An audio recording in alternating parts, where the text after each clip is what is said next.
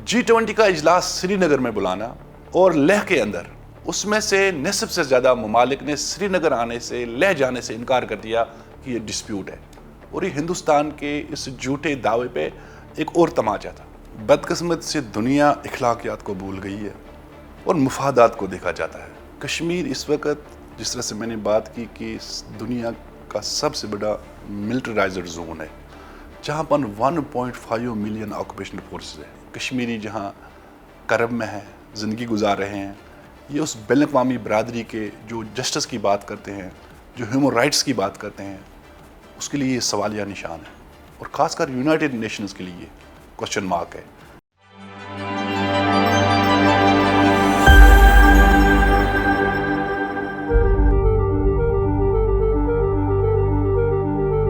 पाँच अगस्त 2019 को जब भारत ने हमारी डेमोग्राफी पे हमला किया और जम्मू कश्मीर की आईनी हैसियत को तब्दील किया, उसके साथ वहाँ हालात ही तब्दील हो गए। पहली बात यह कि इस शहर से खैर के भी कई पहलू सामने आए। सबसे बड़ी बात यह कि हिंदुस्तान कभी भी नहीं चाहता था कि कश्मीर इंटरनेशनलाइज हो जाए, लेकिन इस इक़दाम ने मसले कश्मीर को इंटरनेशनलाइज किया। अगर आप देखें, सिक्योरिटी कौंसिल के इजलास हुए, आलमी रहनुमाओं के बयानात आए, पाकिस्तान भर में लोग निकले, कश्मीर के हवाले से मुजाहरे हुए, ओवरसीज़ के अंदर भी लोग बाहर निकले और हिंदुस्तान के इस गैर कानूनी इक़दाम को उन्होंने मज़म्मत की इसकी। उसके साथ ये कि ये जो इक़दामात थे, जो कि सिक्योरिटी कौंसिल की जो करारदादें हैं, उनके मुनाफी इक़दामात है ये, और अक़वाम मुत्तहिदा का जो आईन है, जो कानून है, ये उसकी खुला खिलाफ वर्जी है। कश्मीर एक बैन अवी सतह पे तस्लीम शुदा मुतनाज़ इलाका है और इस चीज़ की गवाह अक़वाम मुत्तहिदा की वो करारदादें हैं। इस चीज़ की गवाह बैन अवी जो माहदे हुए हैं, और ख़ुद पंडित जवाहरलाल नेहरू जब कश्मीर आए तो उन्होंने हमारे साथ वादा किया था कि आपको प्लेबिसाइट का हक़ दिया जाए, मगर उसके बाद उन्होंने वादा खिलाफ़ी की। कश्मीर के अंदर फ़ौजियों को लाकर, कठपुतलियों को इस्तेमाल करके कब्ज़े को दवाम बख्शा गया। और आज जहाँ 76 साल हो गए, वहीं हिंदुस्तान वहाँ नॉर्मलसी की जब बात करता है, जब वहाँ अमन की बात करता है, तो ये सारा ढोंग है, ये सारे जो दावे उसके हैं, ये झूठे हैं। अगर ऐसी बात है तो किसी फैक्ट फाइंडिंग मिशन को वहाँ एक्सेस क्यों नहीं दिया जाता? बैन अवी मीडिया वहाँ क्यों नहीं आता? आप सहाफ़ियों को गिरफ्तार क्यों करते हैं? आपने वहाँ पर यकतरफा तौर पर मीडिया पॉलिसी अपनाई है और मोदी इस वक्त दुनिया को मिसलीड कर रहा है कश्मीर के हवाले से। वहाँ कोई डेवलपमेंट नहीं हुई है। वहाँ डेवलपमेंट की वो जो बात करता है, उसने वो रोड्स बनाए हैं, और वो रोड्स जो है वो चाइना और पाकिस्तान के ख़िलाफ़ अपने डिफेंस को मजबूत करने के लिए बुलाए। लोगों का रोज़गार छीना गया, हमारी मईशत तबाह कर दी गई है।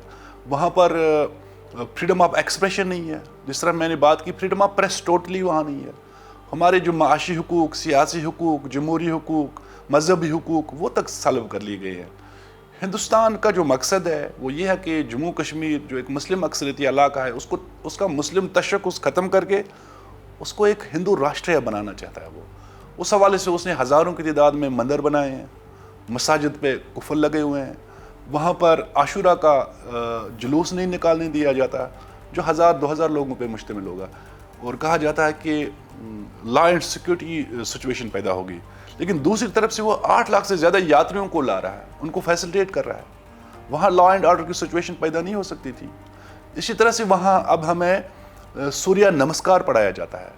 वहाँ पर जो मुसलमानों के तवारीखी नाम है, मुख्तलिफ इलाकों के या जो भी प्लेसेस हैं, उनको तब्दील करके हिंदुत्व नाम रखे जाते हैं।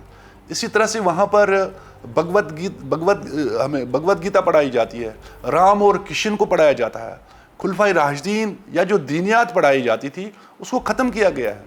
अच्छा, उर्दू हमारी 125 साल सरकारी ज़बान है, उसको ख़त्म करने के लिए मज़ीद 6 ज़बानों को कौमी दर्जा दिया गया ताकि यहाँ हिंदी को राइज किया जाए। अब देखें, G20 का इजलास श्रीनगर में बुलाना और लेह के अंदर उसमें से निसफ से ज़्यादा ममालिक ने श्रीनगर आने से, लेह जाने से इनकार कर दिया कि ये डिस्प्यूट है। اور یہ ہندوستان کے اس جھوٹے دعوے پہ ایک اور تماچا تھا. اور اس کے بعد جب ان کو بھی لایا گیا, جو وہاں پر لوگ تھے جو آئے, انہوں نے بھی اسی طرح سے محسوس کیا کہ ہمیں عام لوگوں سے نہیں ملنے دیا جاتا. اور لوگوں کے تاثرات, اگر کسی جگہ بات ہوئی, ان کے جو تاثرات تھے, انہوں نے یہی کہا کہ ہمیں بزور طاقت دبایا جا رہا ہے, بندوق کی نوک میں ہمیں یرغمال بنایا گیا ہے, ہم محصور ہیں, ہمارا جو اظہار آزادی رائے وہ چھین لیا گیا. تو ہندوستان اس میں بھی فیل ہو گیا. دیکھیں, جو حقیقت ہے اس کو جھٹلایا نہیں جا سکتا. ہندوستان جو بھی یہ ریہرسل کر رہا ہے, ہندوستان جو بھی یہ ہتھ کنڈے آزما رہا ہے, حربیں آزما رہا ہے, اسے کچھ بھی حاصل نہیں ہوگا. شکست اس کا مقدر ہے. کشمیر پہ جتنا جلد وہ سمجھ جائے کہ میں نے لوگوں کو پلبسائٹ کا حق دینا ہے, میں نے یہاں فوجیوں کا انخلا وجود میں لانا ہے, یہ اس کے لیے بہتر رہے گا. یہ خامخواہ اس کی جو مشقیں ہیں اپنے فوجیوں کو بھی مروانا, وہ خودکشیاں اب کر رہے ہیں. وہاں پر ذہنی مریض بن گئے ہیں ان کے فوجی. اور اس کے بعد اتنے اخراجات, جہاں ہندوستان میں کروڑوں کی تعداد میں غریب ہیں جو سڑکوں پہ سوتے ہیں, جن کو کھانا میسر نہیں ہے, چھت میسر نہیں ہے, ہیلتھ کرائسس ہیں, ان کے اندر بیماریاں ہیں, اس پہ وہ توجہ دیتا, ان کی ایجوکیشن پہ توجہ دیتا نہیں. ان کو بھوت سوار ہو گیا ہے, جنگی جنون میں سوار یہ ریاست کشمیریوں کو بزور طاقت دبانا چاہتی ہے. یہ بین الاقوامی جو قوانین ہے اس کی کھلا خلاف ورزی کر رہی ہے. یہ جنیوا کنونشن جو ہے اس کی خلاف ورزی ہو رہی ہے. تو لہٰذا ہندوستان اس وقت دنیا میں اب آئسولیٹ ہو گیا, اب اس برصغیر میں بھی آئسولیٹ ہے. اس کا جو فیک نریٹو ہے اس کو دنیا نے رد کیا ہے. تو لہٰذا ان چیزوں سے کشمیر کی جو بین الاقوامی اہمیت ہے اس کو نہ متاثر کیا جا سکتا, نہ ختم کیا جا سکتا.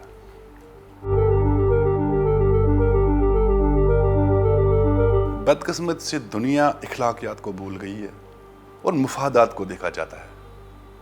کشمیر اس وقت, جس طرح سے میں نے بات کی کہ دنیا کا سب سے بڑا ملٹرائزڈ زون ہے, جہاں پر 1.5 ملین آکوپیشنل فورسز ہے. 1.5. سری نگر کا ایک اسٹوڈنٹ یونیورسٹی کا, راؤ فرمان, ایک ریسرچ میں پوائنٹ آؤٹ کرتا ہے کہاں کہاں ان کے فورسز اہلکار ہیں, جس میں ان کی پروفیشنل آرمی ہے جو 7.5 لاکھ وہ بتاتا ہے. اسی طرح سے جو پیراملٹری فورسز ہیں, جس میں BSF ہے, جس میں CRPF ہے, جس میں VDC کے گنڈے ہیں, جس میں انڈین پولیس ہے, یہ انٹیلیجنس یا دوسری ایجنسیوں کے علاوہ وہ کہہ رہا ہے. اچھا, ان سنگینوں کے سائے میں کشمیری جہاں کرب میں ہیں, زندگی گزار رہے ہیں, یہ اس بین الاقوامی برادری کے جو جسٹس کی بات کرتے ہیں, جو ہیومن رائٹس کی بات کرتے ہیں, اس کے لیے یہ سوالیہ نشان ہے.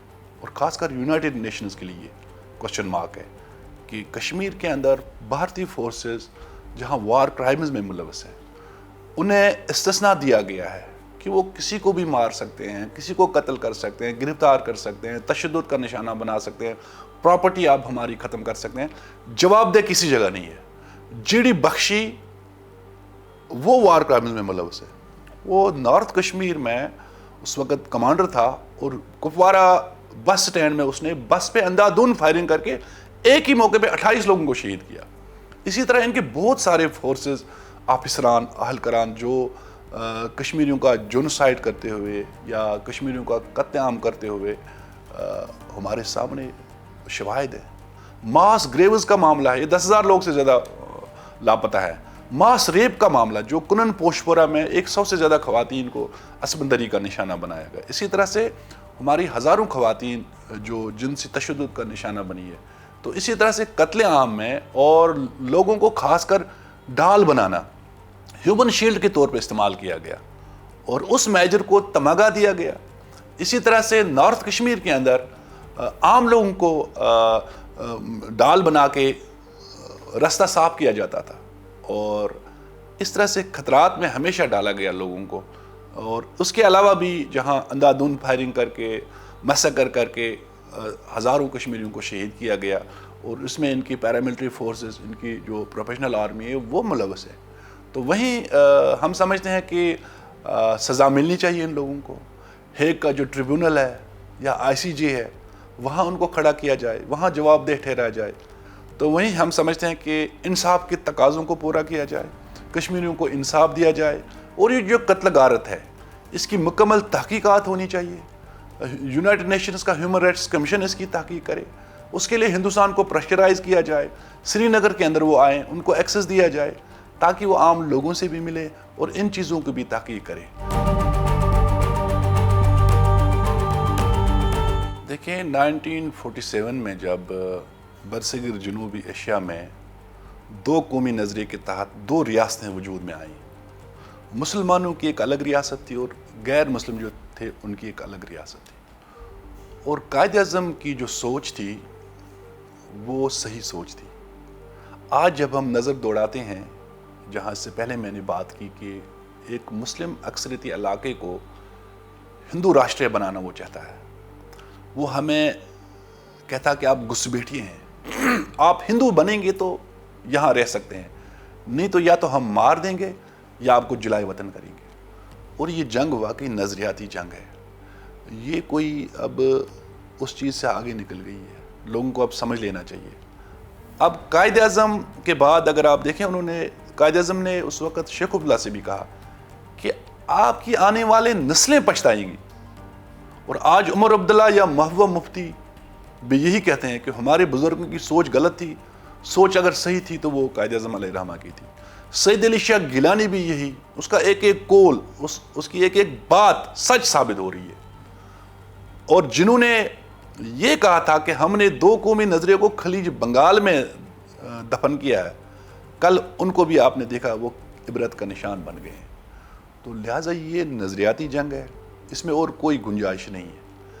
اب کچھ عناصر جو آٹے میں نمک کے برابر ہے، اس کو ڈائیورٹ کرنے کی کوشش کر رہے ہیں۔ دیکھیں ہمارا جو تعلق ہے وہ اس نظریاتی بنیاد پہ مبنی ہے، اور ہمارا تعلق جو ہے وہ پاکستان کے عوام کے ساتھ ہے، ایک مسلم ریاست کے ساتھ ہے، اور یہ قدرتی طور ہے۔ مگر ایک طبقہ چاہتا ہے کہ نہیں، اور وہ کس ایجنڈے پہ کام کر رہا ہے ہم اس کو بھی خوب سمجھتے ہیں۔ تاہم کشمیریوں کی غالب اکثریت پاکستان کے ساتھ ایکسیشن چاہتا ہے، پاکستان کے ساتھ الحاق وہ چاہتے ہیں۔ تو لہٰذا ان لوگوں کی یہ جو حرکتیں ہیں، میں نہیں سمجھتا ہوں کہ یہ غالب اکثریت پہ غالب آ سکتی ہے، کبھی بھی نہیں۔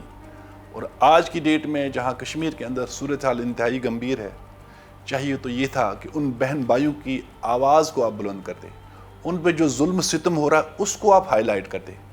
مگر آپ نے ہمیشہ کشمیر کی اس تحریک میں چھرا گھونپا ہے، آپ نے ہمیشہ ہمارے محسن کو ٹارگٹ کیا ہے، جو اپنے آرٹیکل 257 میں کہتا ہے کہ یہ ڈسپیوٹ ہے، جو ہمارے حق قدراتت کا حامی ہے، وہ دشمن کس طرح ہو سکتا ہے؟